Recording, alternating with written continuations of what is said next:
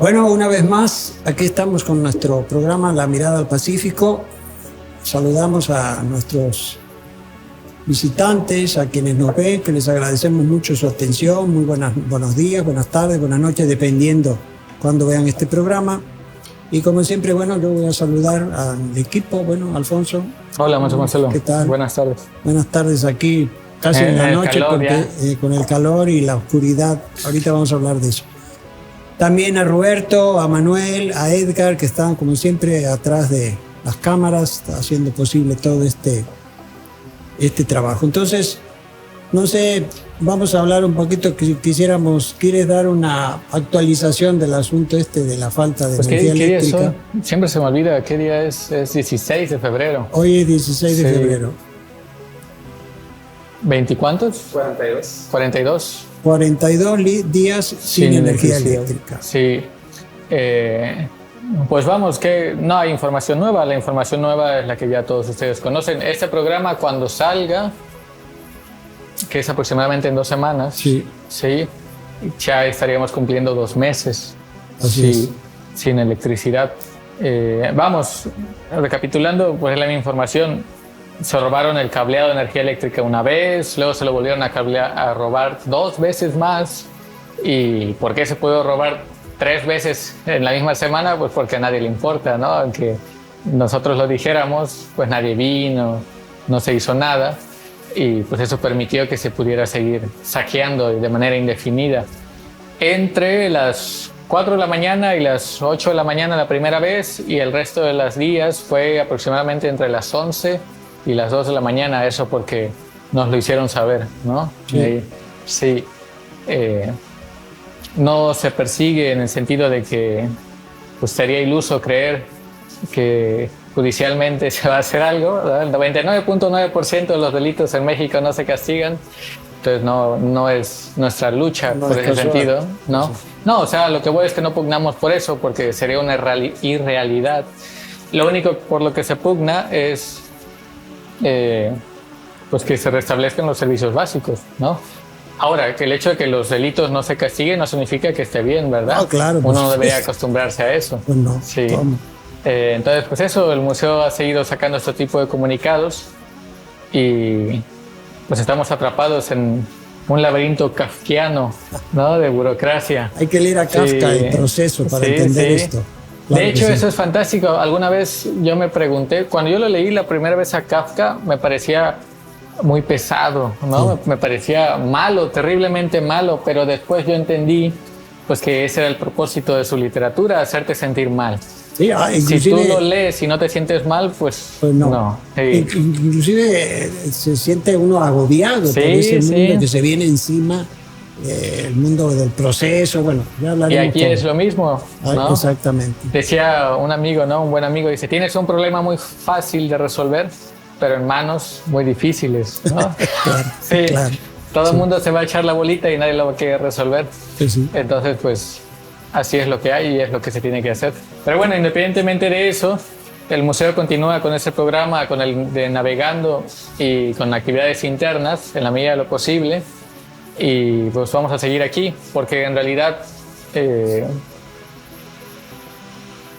pues no es nuestro estilo, ¿no? No sería práctico para nada ni congruente como decir, bueno, pues no hay luz y ya dejamos todo tirado y nos vemos en 6 meses. No, me voy a pasear a Grecia, a Morocco, ya de regreso. Sí.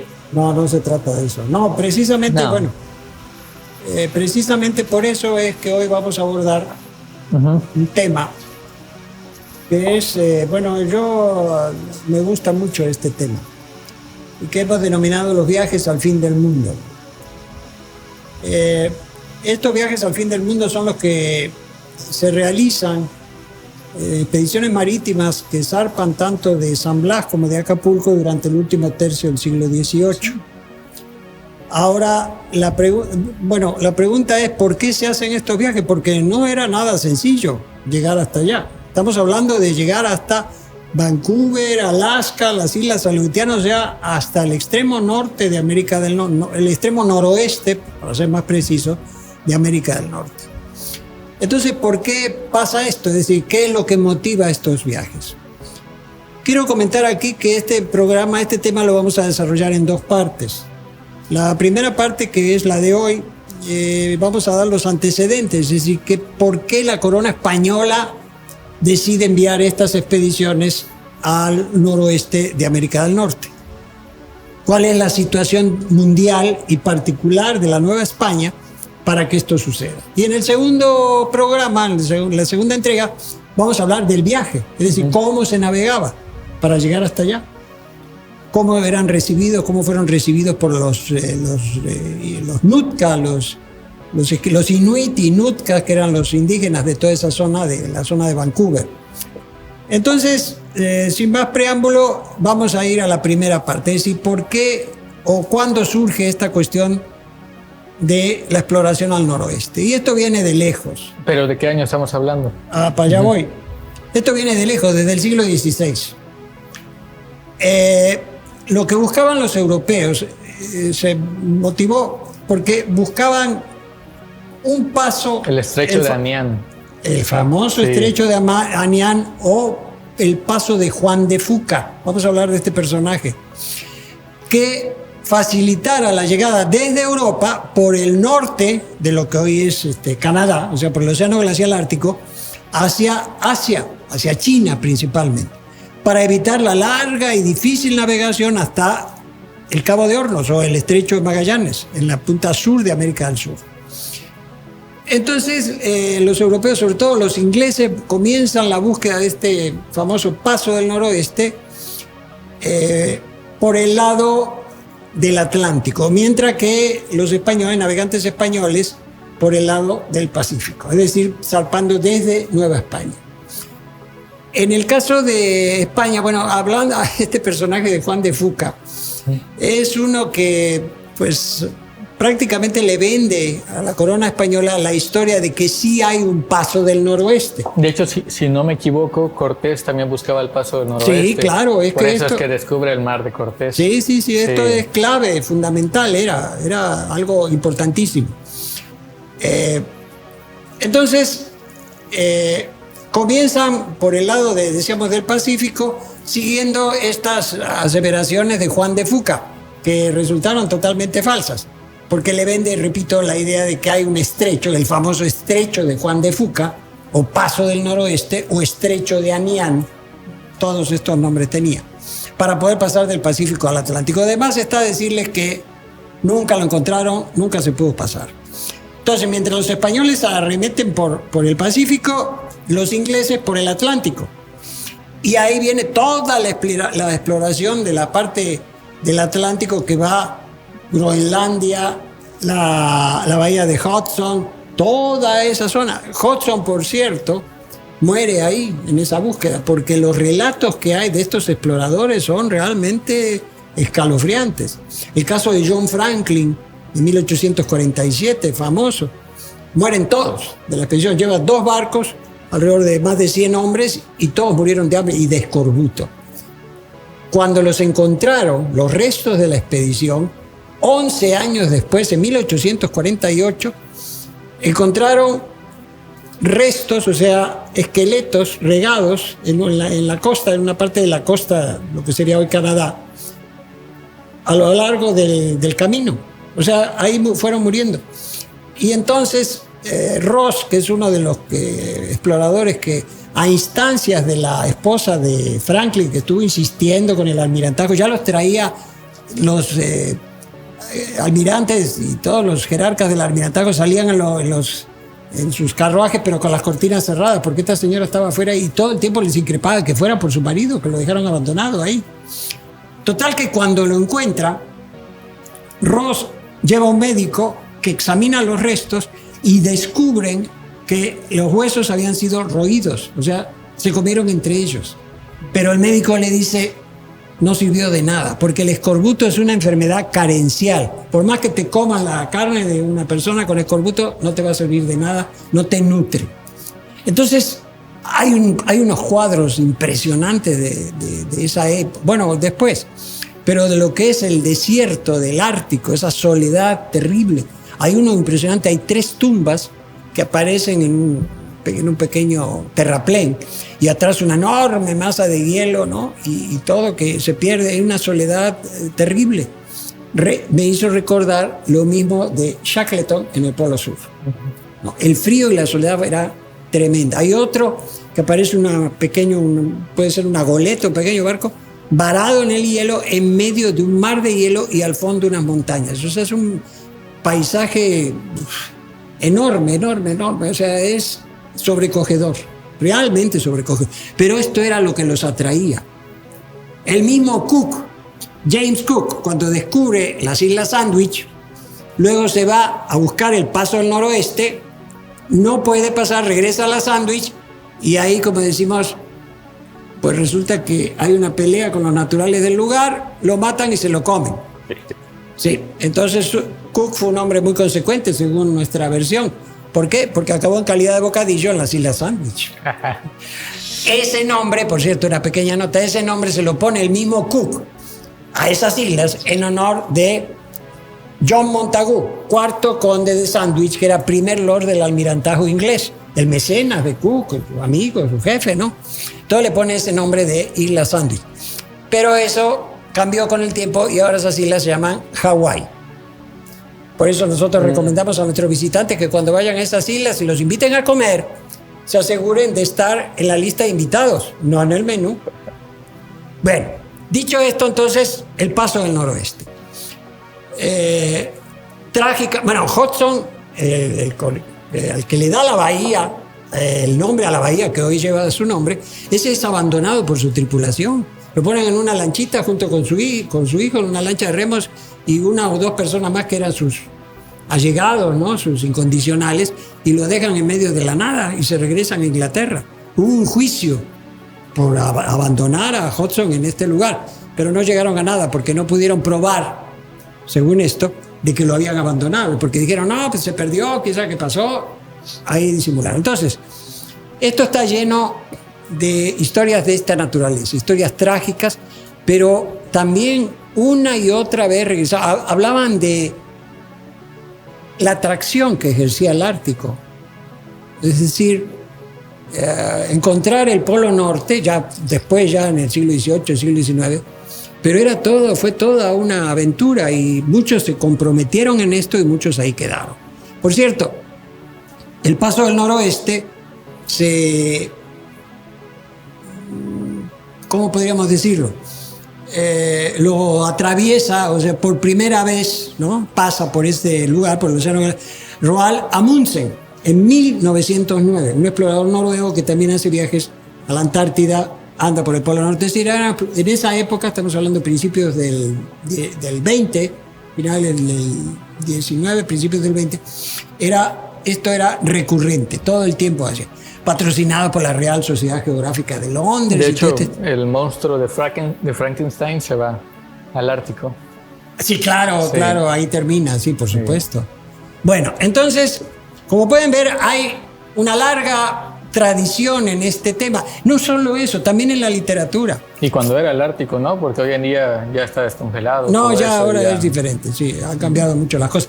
Pero en el siglo XVI también, estamos ubicados más o menos en esa época, bueno, 16 al 18, François Rabelais, un escritor francés, toca este tema en el cuarto tomo, en el cuarto libro, lo llama La horrorosa historia de Gargantúa y su hijo Pantagruel. Y en ese cuarto libro habla de cómo Pantagruel se dirige hacia el paso del noroeste y en la travesía, cuando atraviesa el Atlántico, se encuentra islas maravillosas según el relato. Islas con el nombre de Islandia, Frislandia, Estotilandia y así sucesivamente. Es decir, la única real... bueno, Groenlandia también. Las dos únicas reales eran Groenlandia e Islandia, las otras eran fantasiosas. Pero la imaginación de este autor ponía en las islas árboles que daban salchichas y jamones. Entonces era cuestión de llegar ahí, levantar la mano y bajarte un jamón o una salchicha y seguir feliz tu navegación hacia China. Entonces, como pueden ver, fue un tema muy socorrido.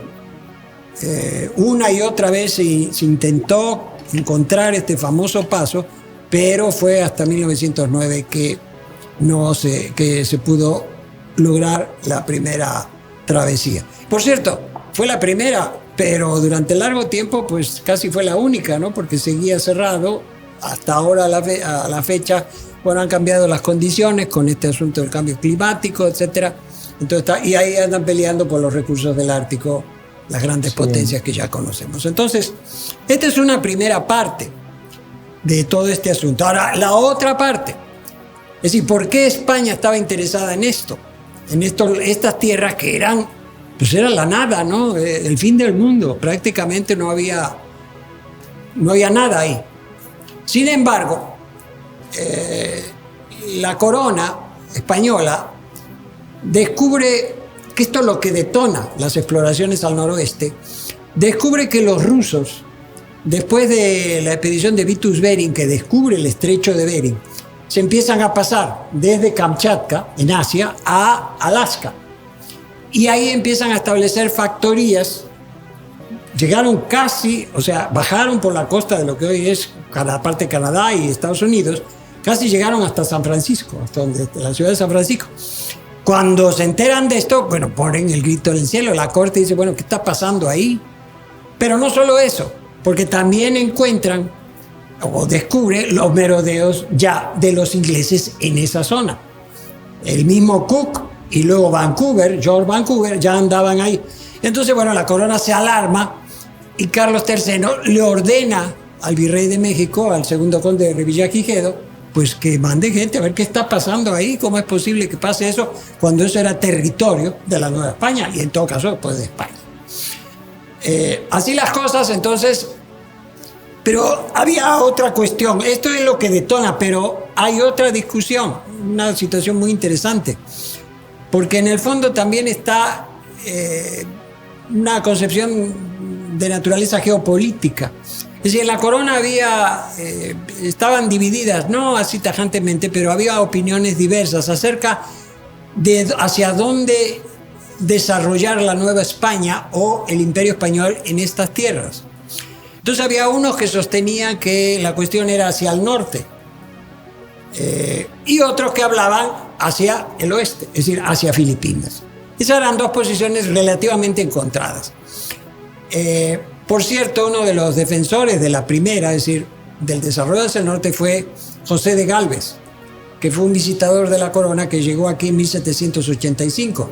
Después fue virrey de aquí, de la Nueva España, y él promovió estas expediciones, 11 expediciones que salen no durante su época, sino hasta las expediciones se realizan de entre 1764 y 1792.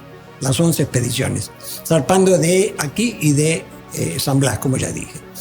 Entonces, aquí había esta discusión también, si el asunto era para el norte o para el oeste.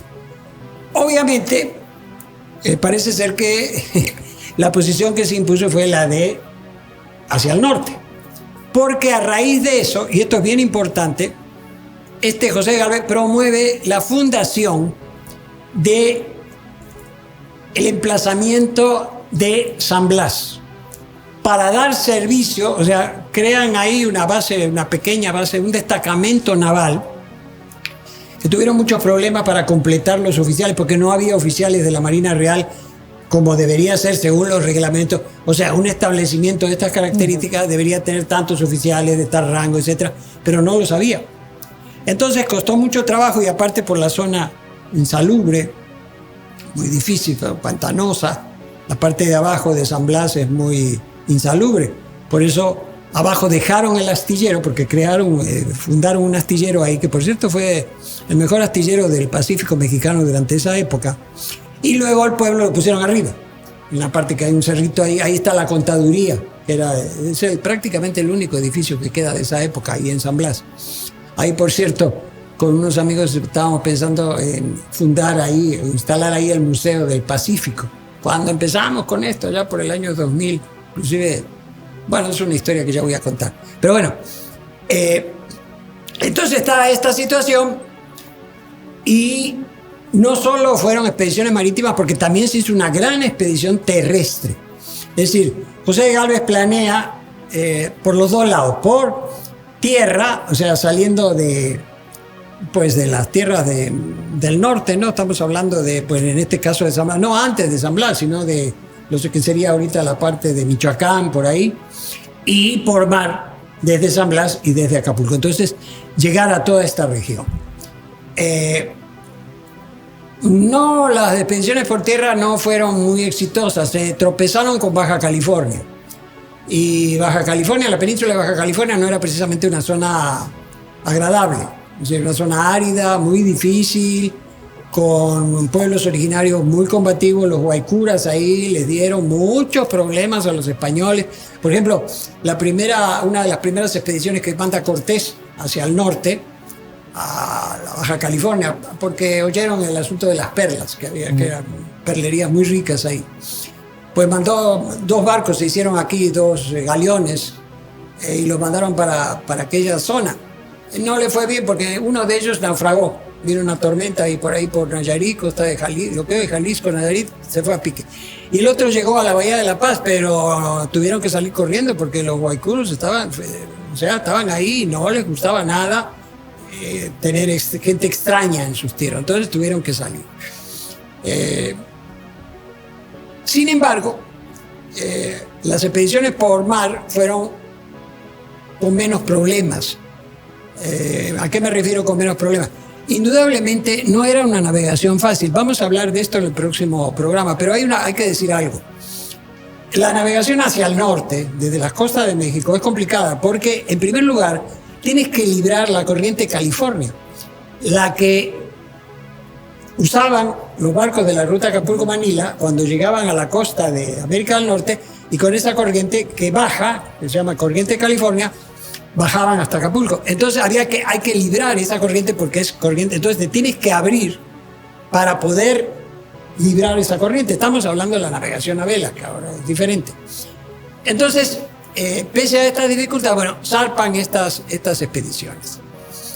Hay que señalar aquí que si bien fueron viajes, expediciones, con propósitos militares, político y militares, pero también, y esto es lo más importante, bueno, no sé, pero lo que queda de todo esto, fueron expediciones de naturaleza científica.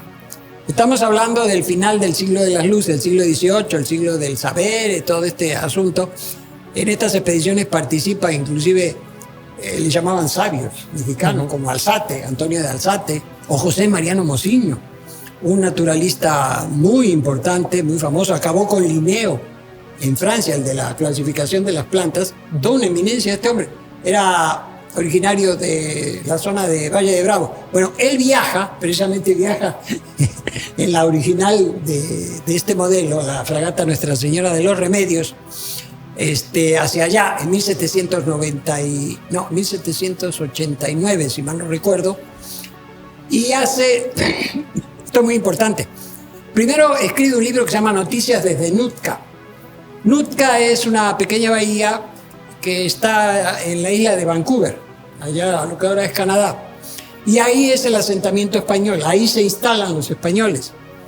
Pero ya estaban instalados los ingleses, o sea, ahora vamos a hablar de eso. Pero bueno, entonces este hombre habla de esta historia, Noticias desde Nootka la refiere, y dice algo que a mí me llamó muchísimo la atención, porque se refiere a la cacería de nutrias para las pieles, para sacar las pieles de nutria y también de castor. Y dice, fíjese, en finales del 18, dice que es una pena que las estén matando de esa manera porque al cabo van a acabar con ellas.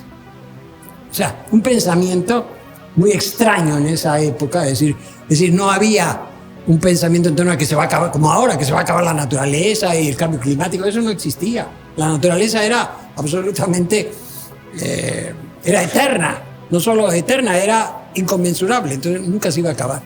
Pero este hombre plantea eso. Por eso es muy interesante.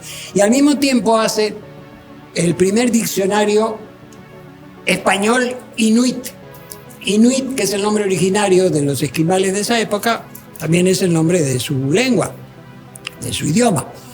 Y entonces este hombre hace el primer diccionario para que se pudieran entender, porque si no, pues era muy difícil. Por cierto, los españoles fueron muy bien recibidos por los inuit ahí porque, bueno, pero esto lo vamos a dejar más adelante. Bueno, lo cierto es que entonces estas expediciones zarpan con estos propósitos. Número uno, ver qué está pasando ahí, es decir, defender los territorios que según la corona española, pues era del Imperio Español, ya sea la Nueva España o en general. Número dos, parar las incursiones enemigas. Número tres, explorar.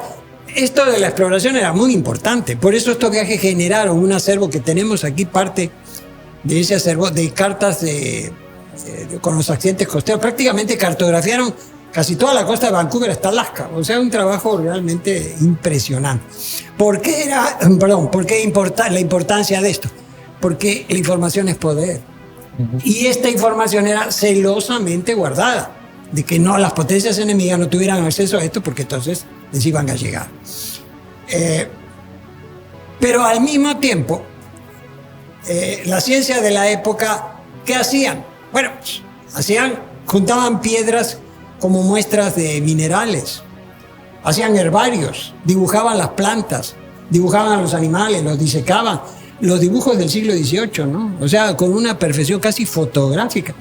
A mí me tocó, bueno, yo creo que ya hablé cuando viajamos a Clipperton con un biólogo inglés, que ese no tomaba fotos, sino que dibujaba todo dibujaba. Y un dibujante, pero de primera. Ahí andábamos ayudándole a coger unas lagartijas que son endémicas de Clipperton para que las dibujara y todo, una cosa increíble. Pero bueno, entonces decimos muestras de minerales, muestras de vegetales, de animales, la cartografía, en fin, toda la ciencia de esa época volcada a este asunto, ¿no? A esta expedición, a esta, de alguna manera, colonización de estos territorios, porque esto estaba abandonado.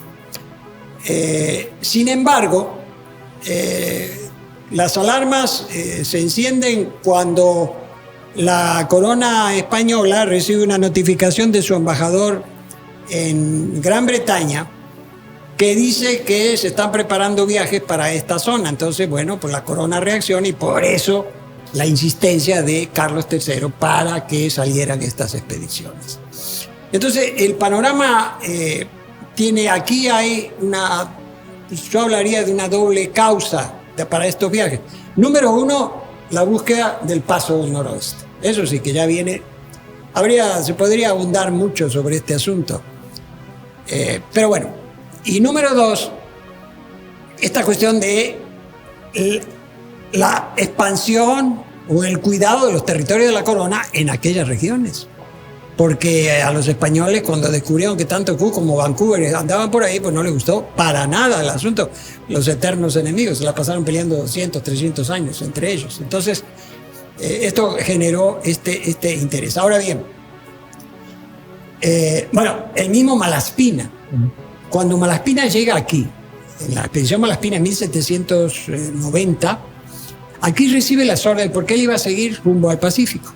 Pero no, le cambian las órdenes y las órdenes que recibe aquí son las de ir hacia el noroeste a buscar el paso del noroeste. Precisamente se dirige en aquella zona, nada más va la corbeta, la descubierta, la atrevida no, es una sola, la otra lo esperan aquí. Y entonces Malaspina llega a San Blas y ahí conoce al comandante del destacamento de San Blas, un capitán de navío, Juan Francisco de la Bodega y Cuadra. Que impresiona a Malaspina porque era un gran marino, pero un hombre con una gran cultura. O sea, los marinos del siglo XVIII eran marinos cultos, pues. Estudiaban provenían de la Escuela de Guardiamarinas de Cádiz, o sea, era la élite, pues, ¿no?, de todo este asunto. Y le admira porque en el Bodega y Cuadra logra reparar un barómetro que se había dañado y él lo repara con una paciencia infinita, lo desarma, lo vuelve a armar y lo deja funcionar. O sea, un personaje que, por cierto, debido a estas expediciones, lo vamos a mostrar, a ver si tenemos luz en el próximo programa, por ejemplo, la isla de Vancouver. Nosotros tenemos cartografía donde la isla de Vancouver aparece mencionada con el nombre Isla de Bodega y Cuadra, en honor de Juan Francisco Bodega y Cuadra. Luego aparece en cartografía posterior, años después, Isla de Cuadra y Vancouver. Y hasta que al final termina siendo Vancouver, ¿no? Pero bueno, por cierto, muchas de las toponimias del lugar pues estaban en español. Sí, como por ejemplo Montana era montaña. Exacto. El territorio de la montaña. Pero bueno, el Mississippi era, si no me equivoco, el río del Espíritu Santo. Sí, toda esa zona. Bueno, el Mississippi está para allá, ¿no? Sí. Cayetano Valdés fue comandante de uno de estos barcos. Una isla de toda esta zona, no sé si las Kodiak o por ahí, recibe el nombre de Isla de Valdés, por Cayetano Valdés. Y por cierto, una nota no muy agradable porque con el apellido Valdés hubo un petrolero, el Exxon Valdés, que tuvo un accidente en esa zona y se vertió el petróleo en todo eso y fue un desastre hace, no sé, 10, 15 años atrás, o más, pero fue un desastre con el nombre de Valdés. Hay reconocimiento, ¿no? Los canadienses reconocen a Malaspina, reconocen a Bodega y Cuadra, es más, han acuñado hasta medallas de ellos. Tenemos aquí, en esta parte, imágenes de eso. Bueno, volviendo entonces al punto, las expediciones se ven interrumpidas, por ejemplo, se interrumpen, si mal no recuerdo, en 1779, porque hay una guerra. Otra vez una guerra dura como 4 o 5 años entre Inglaterra y España. Y entonces tienen que dejar este asunto por cuestiones de tipo de naturaleza bélica, obviamente. Pero lo cierto es que se retoma. Y la última expedición se realiza en 1792. Esta es una expedición que zarpa de Acapulco con 2 barcos, las goletas Sutil y Mexicana, barcos más pequeños, no una fragata como esta, que es un barco de 40 metros de eslora. Estos no, son barcos más pequeños. Por cierto, el primer viaje que hace Bodega y Cuadra a esa zona lo hace a bordo de una goleta, la goleta Sonora, que era un barco de 10 metros de eslora, o sea, 30 pies, y llegaron casi hasta Vancouver, pero no pudieron llegar, se tuvieron que regresar porque los agarró el escorbuto. Entonces empezaron a surgir muchos enfermos de escorbuto y se tuvieron que regresar a San Blas. Pero este viaje fue uno de los viajes que se hicieron, que llegó más al norte de toda esta zona. Esto fue en 1764-65 más o menos. Entonces era toda una hazaña llegar hasta esto. Y no solo aquí era el frío, porque se viajaba en verano, ¿no? Se salía en verano para llegar allá cuando a más tardar a finales del verano. No más allá, porque ya viene el otoño y ya no pueden haber. Es más, Nuestra Señora de los Remedios, junto con Nuestra Señora del Rosario, en una ocasión tuvieron que quedarse ahí en el invierno porque nos agarró el hielo y ya no pudieron salir. La parte que más, por lo menos a mí me emociona mucho, la parte más relevante, creo, es el legado de estas expediciones. Me refiero aquí a cartas náuticas, cartas describiendo accidentes costeros, colecciones de piedras, colecciones de animales, colecciones de plantas, herbarios. Y parte de esa, una buena parte de todo ese acervo fue a dar a Madrid. Pero una parte importante se quedó en México. Por ejemplo, las cartas que nosotros tenemos aquí de los accidentes costeros de esa zona, de esa época, vienen del Archivo General de la Nación, de la Ciudad de México. O sea que sí quedó parte de este acervo aquí. También las colecciones de piedras, ¿no?, de muestras de minerales, formaron parte de los que se llamó, ya hablamos de esto en un programa pasado, los gabinetes, en este caso de geología, ¿no?, que son los antecedentes de los museos, que se coleccionaban, se fue abriendo. También los gabinetes de historia natural, aquellas colecciones, ya se va el crucero, aquellas colecciones de mariposas, de pájaros, en fin, que la gente, gente noble, burgueses, ¿no?, gente de recursos, que primero con sus amigos y después poco a poco se fue abriendo al público y ahí aparecemos los museos. Entonces, todo eso ha quedado en México, es un acervo muy, muy importante que nosotros hemos recurrido a él para completar nuestra información, porque precisamente esta idea de los viajes, este tema de los viajes al fin del mundo, es el tema de una exposición que estamos preparando. Queremos hacer una exposición itinerante sobre todo este tema y con estos modelos, porque estos modelos son precisamente de los barcos, y la fragata que está aquí a un lado, son 2 de las 4 fragatas que se construyeron en San Blas. Y nosotros hemos construido 2 hasta ahora porque son los 2 únicos planos que encontramos en el Archivo General de la Nación, en el ramo Californias. Los otros 2, pues hay que buscarlos, pero todavía no lo hemos hecho, falta encontrarlos. Entonces, estos se encuadran de este tema que es para nosotros apasionante, muy importante. Hay un libro, siempre hay un libro, ¿no?, atrás de todos nuestros temas, de Elías Trabulce, Historia de la Ciencia en México. Ahí él trata con mucho detalle este asunto de las expediciones al Pacífico Noroeste. Entonces, bueno, este es el panorama general, digamos los antecedentes más generales de por qué salen estos viajes al fin del mundo, como se les llamó, que no fueron nada fáciles. El principal problema, aparte del frío y bueno, el hielo, pero el principal problema fue el escorbuto. Es decir, los problemas generados por la falta de vitamina C, ¿no?, por la falta de la ingestión de frutas y verduras frescas, genera el escorbuto, se hinchaban las encías, se caían los dientes, no se morían de escorbuto, se morían de hambre porque no podían comer. Esto fue un problema, pero no solo el escorbuto le daba a los marinos, ¿eh? También en tierra a los ejércitos. Napoleón tuvo problemas con eso. Por eso es que inventan en esa época la lata de conservas, que tenían que abrirla con la bayoneta a martillazo, porque el fierro era, ¿no?, diferente a lo que es ahora. Pero precisamente para paliar este asunto del escorbuto, que fue una plaga que asoló ejércitos, marinos, bueno, una cosa muy difícil hasta que encontraron la cura, ¿no? Empezaron con jugo de limón, pero el problema es que descubrieron que el jugo de limón sí servía, pero el asunto era cómo mantenerlo en buenas condiciones. El escorbuto los europeos supieron desde prácticamente el siglo XVII. No supieron, pero se encontraron con la cura. Hay relatos de colonos ingleses que llegan a lo que hoy es la costa este de Estados Unidos y llegan enfermos de escorbuto muy mal, y los indios de ahí les ofrecen un té de hierbas, de hojas de pino, de agujas de pino, y se curaron. Pero ¿qué pasó?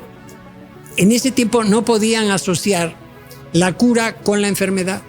Si te enfermabas, era una determinación divina. Y si te curabas, pues igual. Entonces, se tomaron el té de hierba, del té de hojas de pino, se curaron, muy contentos, muy felices, pero no lograron unir estos dos conceptos, la cura y la enfermedad. Y esto siguió hasta el siglo XVIII. Cook, por cierto, volviendo a Cook, en su primer viaje no tuvo ni un solo enfermo de escorbuto. ¿Y qué hacía? Bueno, les daba a comer a la tripulación cebollas crudas, porque la cebolla, bueno, duraba un poco más. Claro, el ambiente era un poquito pesado en el barco, pero con eso logró paliar el escorbuto. No tuvo ni un solo enfermo. Ya en el segundo y el tercer viaje sí ya tuvo problemas en ese sentido, no muy fuertes, pero sí los tuvo. Hasta que se lo comen allá en Hawái, ¿no? Sí, es paradójico el capitán Cook, James Cook. Bien. De hecho, esa cuestión de los nombres que compartimos con Canadá o con la costa, tanto pues Estados Unidos o hacia el norte, que hay muchos, o que ahora ya son anglosajones, ¿no?, o angloparlantes. Sí. Pasó lo mismo en Filipinas también. Claro, ¿sí? Claro. Que hablaban español, durante más de 300 años hablaban español. Así es. Y llegan los gringos, ¿no?, de Estados Unidos. En la Segunda Guerra Mundial. Cortan de tajo eso. Y el tagalo también, que se hablaba el idioma originario ahí, es el tagalo, y lo acabaron con todo eso. Sí, entonces, sí. Cosa es una herencia que se comparte, pero que siempre, en ciertos sentidos se perdió y que mucha gente piensa que... Sí. No, pues siempre fue así. Sí. Ahora, también hay que señalar que estos viajes también abren un comercio de pieles. Las pieles de nutria y de castor de todas estas zonas eran muy demandadas, muy codiciadas, porque en primer lugar eran animales grandes, porque pues no los cazaban así como ahora, ¿no? Aunque a pesar de que Mociño señala de que cómo están cazando de esa manera. Y el pelaje, por el frío, es muy espeso, largo y muy espeso. Entonces eran muy demandadas, sobre todo los chinos en Asia. Y entonces comienzan a traer pieles de allá hacia acá para enviarlas sobre todo a Cantón, a China. bueno, a Filipinas y de ahí a Cantón, ¿no? Es una ruta poco difundida, poco conocida, que también interviene en el circuito del Galeón de Manila, de los viajes transpacíficos de la nao de China. Entonces, eso es a grandes rasgos cuál es la situación que genera estas expediciones. ¿De qué año exactamente estamos hablando? Estamos hablando de lo que me mencionaba, desde 1764 hasta 1792, que es la última, que se realiza a bordo de dos. Ahí ese viaje, ese lo vamos a contar en el próximo programa. Más o menos es contemporáneo entonces al programa de Kevin. Sí, claro. Sí, claro. Del desarrollo portuario. Por supuesto. No lo mencionó, no recuerdo. ¿Kevin mencionó sobre la ruta al fin del mundo? No. Sí. Él se centró más en la cuestión de Filipinas, ¿no? Sí, y hacia Sudamérica. Y hacia Sudamérica, sí. Entonces ahí también se puede abonar esto, ¿no? Sí. Es decir, como vemos, entonces la ruta Acapulco-Manila no era solo Acapulco-Manila, sino también estaba lo que menciona Kevin, y hemos mencionado mucho nosotros también, la ruta que venía de América del Sur, los barcos peruleros. Recuerden, aquí tenemos un plano de Acapulco de principios del 19, en donde se marca el vigía de los chinos y el vigía de los peruleros. O sea, eran dos cerros en donde estaba el vigía de los chinos, que era el vigía de los chinos, el que avisaba cuando avistaba los barcos que venían de Filipinas. Y el vigía de los peruleros era el que avisaba cuando avistaban los barcos que venían del Perú o de Valparaíso, del Callao o del Valparaíso, que venían aquí, y había un intercambio de mercancías chinas con mercancías sudamericanas. Por cierto, que esto era totalmente ilegal. Y como sabemos, la corona española no permitía el comercio intercolonial. ¿Por qué? Porque tenían la idea, era un monopolio de Estado, de proteger la industria ibérica, entonces no se permitía este tipo de cosas. Por eso, uno de los rubros importantísimos de la mercancía que salía de aquí para Filipinas, bueno, esto es otro tema, pero lo voy a mencionar, eran los productos de la tierra, es decir, los productos originarios. Eso sí se podía sacar, pero productos manufacturados, no. Por eso manda a quitar la corona las viñas de Cortés en Morelos, porque ¿cómo que iba a fabricar vino? No, el vino debía ser comprado en España. Entonces, tenemos todos estos episodios. De hecho, en un episodio pasado, creo que me equivoqué cuando mencioné, sí me equivoqué, cuando mencioné sobre el propósito del Palacio de Cristal de Madrid. Sí, porque yo había mencionado que lo habían mandado a hacer para los comercios con Filipinas, y no era cierto. No. ¿Por qué lo hicieron entonces? No, creo que fue con Carlos III, si no me equivoco. Carlos III. Sí, ahorita le doy el dato bien. Sí. Pero no fue tan atrás, o sea, era más reciente. Sí, Carlos III fue un monarca ilustrado. Él creó el zoológico de Madrid, que por cierto allá fue a dar la elefanta que llegó de la India aquí a Acapulco. Se trajeron una elefanta para llevarlo a Madrid. Es otra larga historia que vamos a contar, que está magnífica. ¿La elefanta de qué? La elefanta que la trajeron de... Resulta que un nabab le voy a dar un antecedente. Un nabab, una especie de virrey de la India, decide hacerle un regalo real al gobernador de Filipinas, porque este hombre lo había ayudado con un asunto de contrabando de armas que tenían ya la gente de la India contra los ingleses. Entonces le manda un regalo real, para aquellas latitudes, pues un elefante, ¿no? ¿Qué mejor regalo real que uno de esos? Y lo mandan a Filipinas, a Manila. Pero resulta que cuando llega el elefante, el gobernador, se me escapa el nombre, pues ya había muerto. Y el que estaba ahí como gobernador interino era su hijo. Y entonces lo primero que hizo, ¿y ahora qué hago yo con eso? Tremendo animal. Entonces se les ocurrió, vamos a mandarla a la Nueva España, para el zoológico de Carlos III. Y ahí vienen. ¿Cómo subieron al animal a una fragata que la trajo hasta aquí? No sabemos. Ya ves, sí. Perdón, lo del Palacio de Cristal, 1887, es muy posterior. Sí, mucho posterior. Sí, pero sí era para la exposición de las plantas, de las flora y fauna, o mejor dicho, de la flora de Filipinas. Sí. Entonces, ahí viene la elefanta. tampoco nos tenemos idea de cómo hicieron para bajarla aquí. Porque a bajar un animal de eso, pero bueno. Lo cierto es que de aquí se la llevan a Veracruz, caminando. Y ahí van. Y ahí cuenta el relato, esto me lo pasó Antonio García de León. Cuenta el relato que la elefanta ahí mostró su inteligencia porque pasaba por los pueblos, iba con su cornac, ¿no? Su cuidador, así aquí arriba en la cabeza. Y imagínense ustedes, pueblos como Los Cotillitos, Tierra Colorada, pasaba un elefante, ¿qué es esto, no? Y entonces la gente admirada y le arrojaban monedas. Y dicen que ahí la elefanta demostró su inteligencia porque solo recogía las monedas de plata, no las de cobre. Sí, eso dice la crónica. Total, que allá van a dar a Veracruz. Bueno, esta es otra historia que vamos a contar con mayor detalle. Espléndido trabajo. Hay un libro de Saramago sobre también el viaje del elefante, pero ese va de Lisboa, creo, sí, de Portugal, pasa a España y también para llevarlo a Europa. Entonces, hay elefantes célebres en todas estas historias. Bien. Bueno, creo que no sé cómo andamos de tiempo. Bien. Bueno, lo había dividido en dos partes, ¿no? El programa. Sí. Yo pienso que aquí podríamos concluir con esta aproximación general. Sobre el porqué, ¿no? Del viaje. Sí, ¿por qué estos viajes? ¿Por qué? O sea, es que no es como... estos viajes no eran viajes en crucero, ¿eh? No. Era muy difícil, era duro. Entonces, hacer una expedición, armar una expedición a toda esta... Era una cuestión... Obviamente era una razón de Estado. No era porque se me ocurría, no, vamos a pasear por... No se trata de eso, no. Eran razones de Estado. Entonces, con mucho cuidado se preparó. Vamos a hablar de esto en el próximo programa, de cómo prepararon las dos goletas, la Sutil y la Mexicana, para este viaje. Eso es bien interesante. Y esa reparación, se hace una reparación y acondicionamiento, se hace aquí en Acapulco. Porque cuando las hacen, las construyen en San Blas, pero no quedaron muy bien. Ya vamos a hablar de eso. Entonces, pues yo por el momento lo dejaría aquí.